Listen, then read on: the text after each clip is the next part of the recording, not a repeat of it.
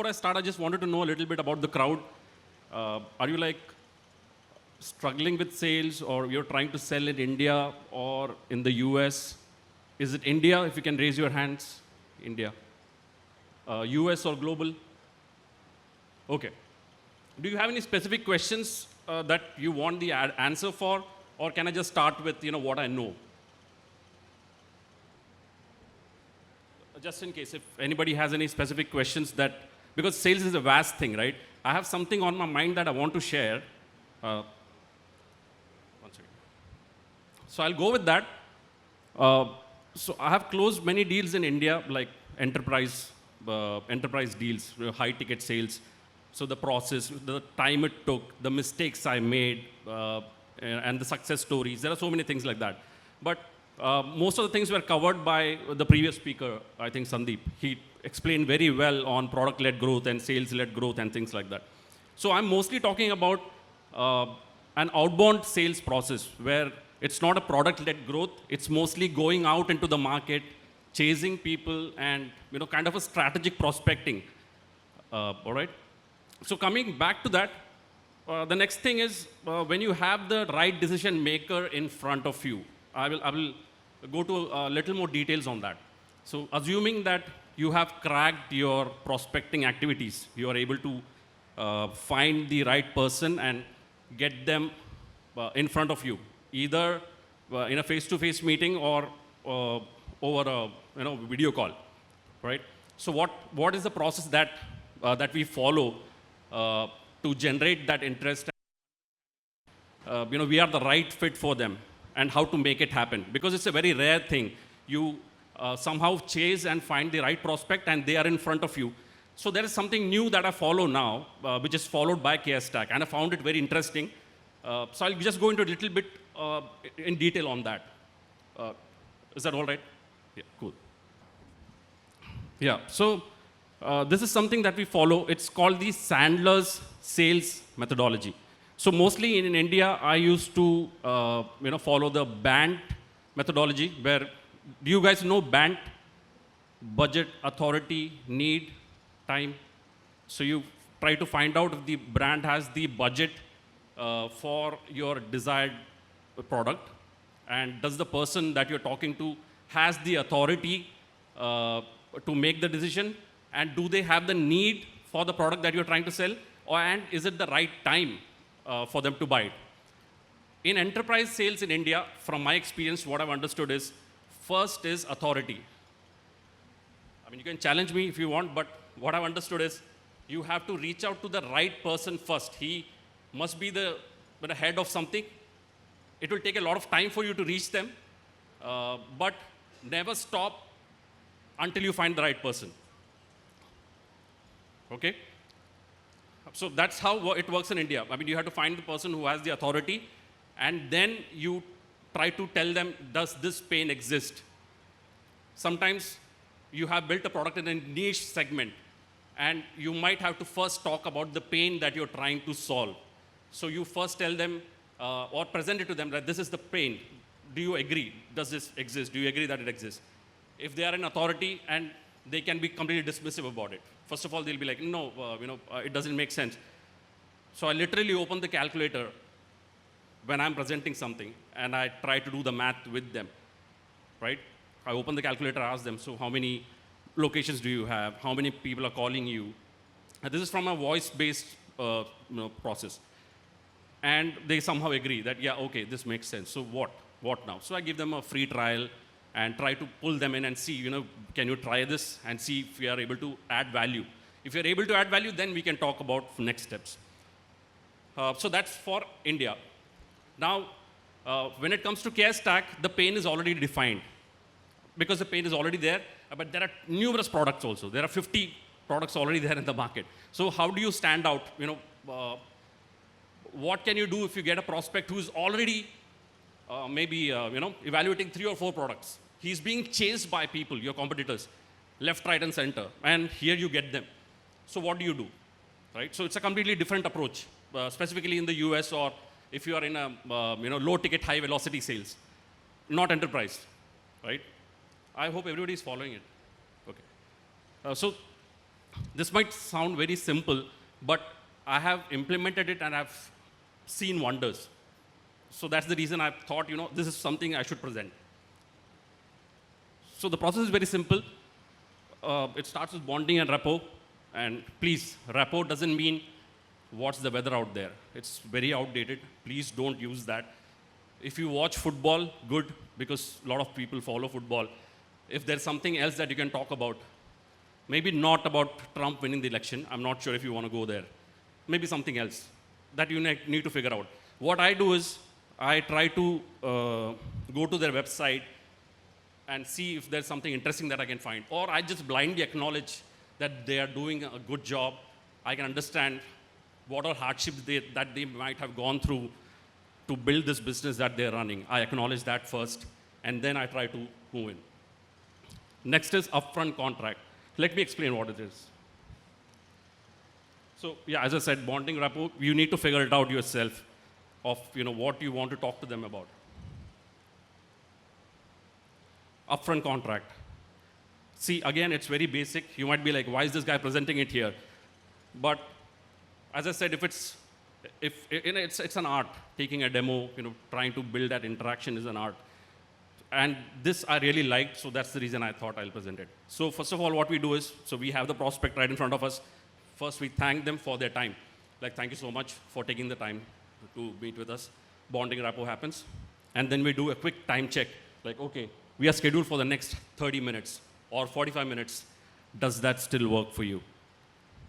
And they are like, oh, yes, it does. All right. And you'll be thinking like, oh, so what's the big deal? I have already sent him the invite. He already knows it's a half an hour session. Yes. But what happens? 10 minutes into the session, I don't know if you relate. 10 minutes into the session, they'll be like, oh, I have something important, or I'm getting a call. Has it happened to anybody? Yeah, okay. Well, me too, right? 10 minutes in, if they're not interested, they'll be like, oh, okay, I have something coming up. Maybe we'll schedule it again, and things like that. So they'll do that. So this question works like charm. You say, we are scheduled for the next 30 minutes. Does that still work for you?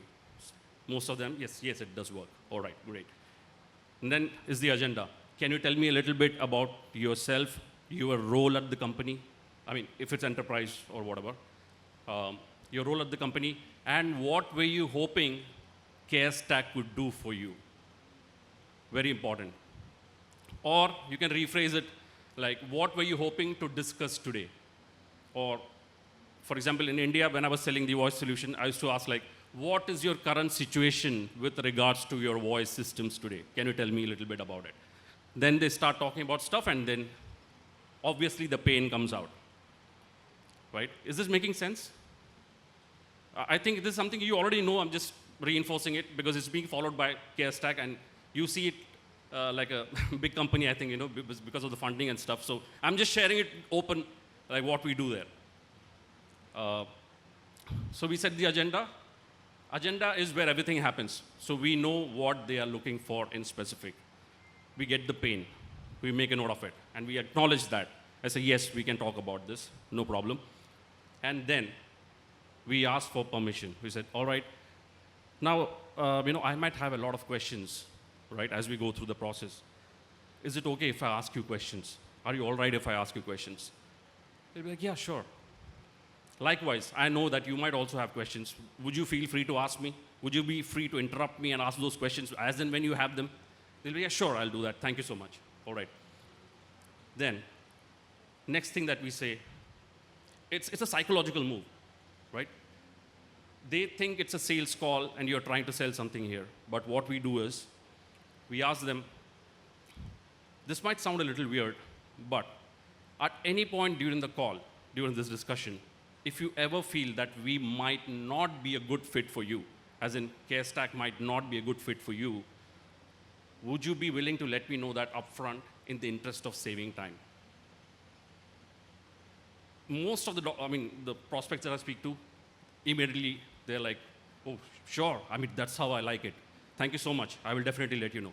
Similarly, if I feel that, I might not be a good fit for, your use case, is it okay if I let you know that as well in the interest of saving time? Because it's not just his time. My time is also important, right? So we do that. Done. And then we say, and dear Mr. Prospect, over the course of this discussion, right, over the course of this discussion, if you feel that we might be the right fit for you, right, if we tick all the boxes, do you agree to keep the last 5 minutes to discuss further steps, which could be implementing CareStack at your organization, or scheduling the next call with your CEO, or something else? So is it okay? Do you agree to do that for the last 5 minutes? This is what we do. This kind of sets the agenda. Most of the times, 90% of the times, I have had my prospect glued over there, sitting down. So this is just the foundation. The foundation is strong. You have them nailed. You have them sitting there listening to you, right? So this is just half done. Next is agenda. So now we know the agenda. They already know, what they want to talk about.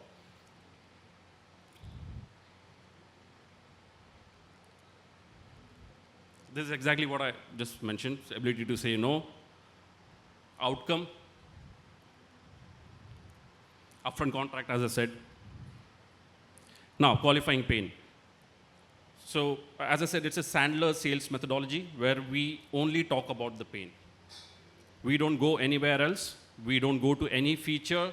We don't show them there's something we have released last week. It's in beta. You must see this. No. We just go back to the pain. For example, it can be anything, right? My current system crashes once in a week. It's not a big deal.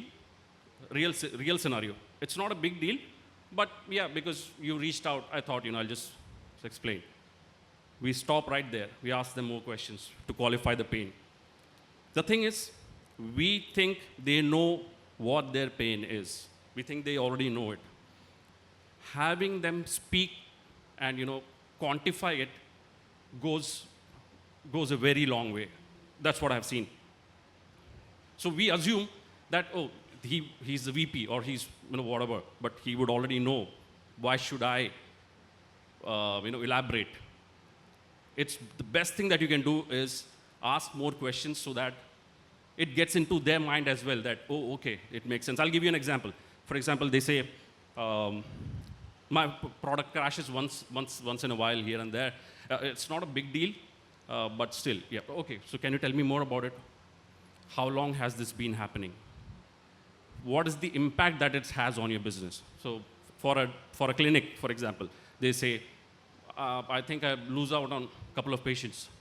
Couple of patients, how many? I mean, would you know a number? They'll say, okay, maybe 2 or 3. 2 or 3, okay? And what is the lifetime value of a patient? How much does it cost? So they, again, like, okay, it depends. Say $5,000, $5,000, all right. So it's 3 patients, $5,000. I open the calculator. I'm presenting, I just open a basic, the normal calculator. I just open it, say, okay, so we are talking about $15,000 worth of, it's an annual thing because it's a lifetime value, the annual value of that patient. So you're talking about $15,000 worth of business is being lost in a week. So they pause for a second. They're like, yeah, if you say it like that, yeah, real story. Then I say, okay, so, and how long has this been happening? So we go into the depths of it. And they start trusting me. They're like, okay, yeah, that makes sense. All right, so what can you do? Then comes the next, what is the solution about it? And then what have they done so far? Do they want to fix it? Now, we cannot assume $15,000 might be a huge amount for me. But is it for them as well?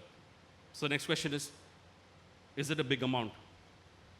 Sometimes, there are some DSOs or large organizations be like, no, it's okay, I can manage. The pain of changing to your system might be much larger than dealing with this amount. So that's also surprising. I'm like, okay, I thought it's a huge amount. And what is the impact? Have you tried to fix it? Has that worked? And things like that. What is it costing you? Just like I mentioned earlier. And always be qualifying. We just keep qualifying. We just keep asking questions. We don't go into the product and try to do something there. Try to put a dollar amount, make them realize the value of this interaction. What are we trying to solve? What is the value of the problem that we are trying to solve? Now, so we have understood what is the pain, right? So do you understand this pain? Have you done something about it? Yes, no, whatever. Have you, set aside a budget for this? Have you kept any money aside? Have you thought about keeping some money aside? They'll be like, yeah, I have a system right now which is, say, $500 per month. So I'm spending that much. Okay. So more budget questions. So you're spending $500 per month, and this is the result, right? So to solve this problem, we already know the value of this problem. Would you be, willing to make some changes over there? And next comes the commitment. Let's say we are talking to some VP or, anywhere, right? What is the commitment that they have? They might be busy with a lot of things. So we ask them upfront. So you might be busy with a lot of other things, right? What is, on a scale of 1 to 10, where do you see this problem? How important is this for you to solve? Some people will be upfront. Yeah, I didn't realize this is what was happening. So, yeah, it's a 10. I want to solve this right now. Some people will be like 7, 5, the 50-50. So you get to measure where they are. Making sense? Thank you.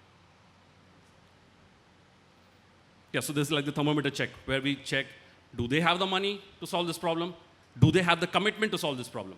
This is where you take a stand. This is where things get a little more clearer. Are they willing to spend? Do they understand what the pain is, right? Yeah, so this is just a solution, so Dr. X, for example, if you find the right solution, and it might not be CareStack. I'm not saying I am the one ultimate, you should work with me. No. Even if, if it's not CareStack, when would you want to implement it? When do you want to solve this problem that we discussed? Do you want to do it now? You want to do it in a week, a month, next year, right? So it comes to yes or no, finally. Like, is it a yes? Do you want to proceed? And trust me, we don't talk about pricing till now. There are Indian doctors who will just go, they understand, okay, you have the solution. They understand I've asked the right questions. They immediately go to, okay, tell me how much are you charging? Tell me how much you're charging. I said, why? Why do you want to know the price? They'll be like, no, I have to know because I'm already spending on something else. The next thing I tell them is, I'm not here to sell you a commodity. It's more like a growth strategy. I just showed you what you're missing out on, and I'm here to help you grow. This is not like a commodity, like a phone, where you compare it with $50 for 2-piece, and you just try to negotiate with me. So why do you want to know the price? Are you ready to make the decision? So, yeah, making sense so far?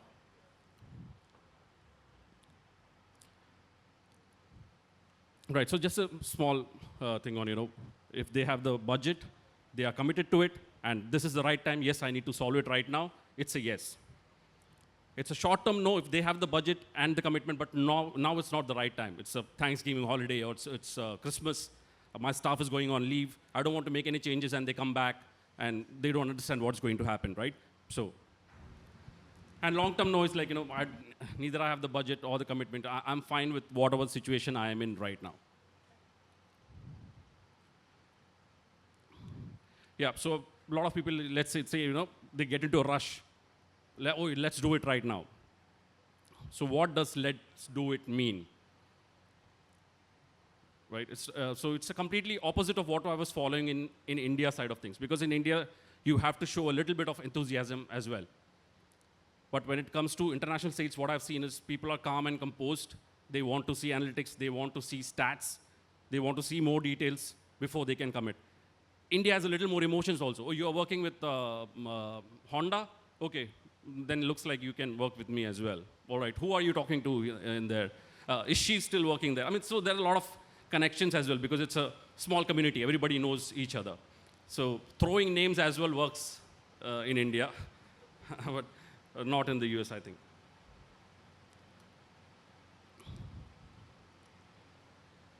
Right, so handling a short-term no, like I said, now is not the time. So if now is not the time, then when? So let's pretend you don't do anything till next quarter. So let's say he says, let's do this in March. So you say, okay, it's 4 months, and what is the cost if you don't do anything? So these are things we assume that they already know, but they don't. Trust me. These are certain, very basic questions that you can ask. It's a very simple methodology that you can use. Yep, so dealing with yes or no. Like, as I said, yes, don't get too excited and jump in. They say, okay, send me the contract. And you're like, oh, yeah, I've sent the contract. I call my boss, yes, I've sent the contract. They're just going to sign. Wait till you get the signed contract. I mean, it has happened way too many times. Sales is already a very difficult thing to do. There's nobody else to look up to you. You have to make sure that your team always remains motivated. You get to hear like 50 no's every day. People are like shutting door on your face, left, right, and center. So how do you find that courage to keep going, right? So, but I would still say never celebrate too early until you have the signed contract. Just stay tight. Just pray that it happens. Yep. So this is it. Thank you so much. Any questions or anything else that anybody wants to discuss? Yes. Yeah. One of your slides in the beginning, you had that roadmap, that thing. You mean the first slide? The first, I think the first or the second one. Yeah, here. Yeah. So you are asking multiple questions to your lead, right? And he has the opportunity to say no. So how do you handle that no in this particular stage? So honestly, it has happened just a couple of times. They were already way ahead of where I was trying to take them. But in case no comes, how do you deal with that? So yeah, as I said, it has happened to me. So I started presenting, I started asking them, what is your current situation? What were you hoping we could do? So it was an outbound reach. I had actually, my team had actually reached out to him. So he said, you reached out to me, so you tell me what you can do for practitioners, and I'll let you know. So we had to obviously show him, what in general, how are we in general helping practitioners. And as a matter of fact, he shared something like, he's already automated most of these things. And I'm yet to get there. My thing itself still in beta. It's going to take another couple of months to reach. So we both parted ways immediately. I said, doctor, thank you so much for sharing this. So I asked him, what are the systems that you have? How do you handle it? So the pain that we normally have, I started talking about it and how he handles it. I became a consultant immediately. I just took a step back, just had a calm and quiet discussion. He said, keep in touch. If you reach where I'm trying to reach, please feel free to contact me. I'm waiting by when we have developed those features, he's the first person who's going to get a call from me. So those no's become your leads? I mean, of course. Okay. So yes, no's are a short-term no is what I think, especially in India, for Indians, who is trying to sell in India, never ever take a no literally. I have chased clients for 3 years. Literally 3 years. I have closed one of my biggest deals in Tata Motors. So every phone number that you see of Tata, like any ad in newspapers or Google, all Tata passenger vehicle, electric vehicle numbers are provided by Webio, the company that I used to work for, right? So they're using around 6,000 numbers as of today. I chased them for 3 years. So it's like a strategic prospecting. You have already built your product. You know who are the key enterprises which need this. As a founder, you know that these are some companies which need it. Never ever let them go from your radar. Right, so I have... Yeah, thank you. Thank you. Being in the US market, what has been the usual percentages of a marketing funnel all the way to sales? Marketing funnel, could you elaborate? Right, how many leads convert into sales, and what are the major points at which you lose customers? You talked about how it works for you, but what are the areas where you lose customers? Losing customers it's a tricky thing. Sometimes it has happened because the support person did not respond to the email within 2 days. So the customer was pissed. So even the top, the customer service head Customer success head emailed him, tried to reach him, like, apologies. Like, no, I can't, I can't do this, right? So that is one reason. Sometimes cost is a reason. They switch, but then someone else, as I said, the market is flooded with products. Someone else tries to reach out to them and they see that they are getting the same value for a lesser cost. They switch. Other reasons are if they bought the product for something and the end users are the one who are going to use it. And if they don't like the product, they keep nagging. They keep talking about it.